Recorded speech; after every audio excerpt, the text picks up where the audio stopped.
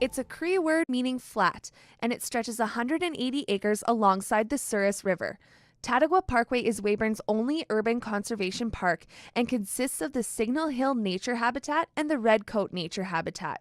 Discover Weyburn spoke with the city's park board about new improvements and future plans for Tatagwa. One of the good things is we are making our pathways accessible in Weyburn, and what that means is if you have a cane, you can walk on it. If you have a walker, you can go on it. If you have a wheelchair, you have accessibility to it. So that's really important to our Parks Board.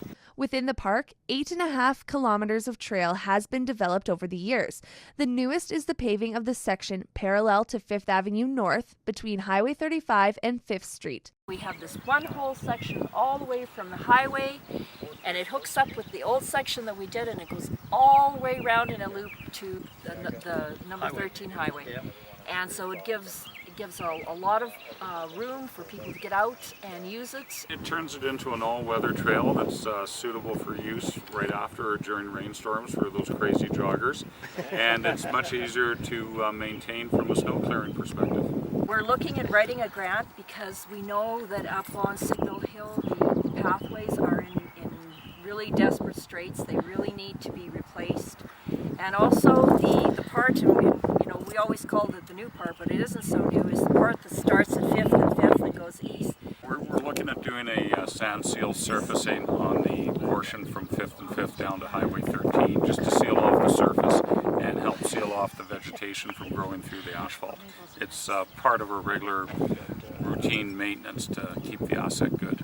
A master plan can be found on the city's website, and Nancy Stiles explains the details. Some of the things are big things, some of the things are small things, and each year we look at it and we try to decide what we're going to do next year. However, funding cuts by the Saskatchewan government leaves the Parks Board with little provincial help.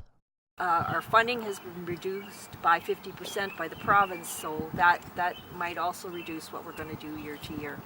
It's extremely important to have access to trails like this, just to be able to get out in your community and have access to places for recreation and exercise, and it's definitely a valuable asset to the community. The Association of Saskatchewan Urban Parks and Conservation met earlier this month in Saskatoon and have prepared a letter for Premier Brad Wall.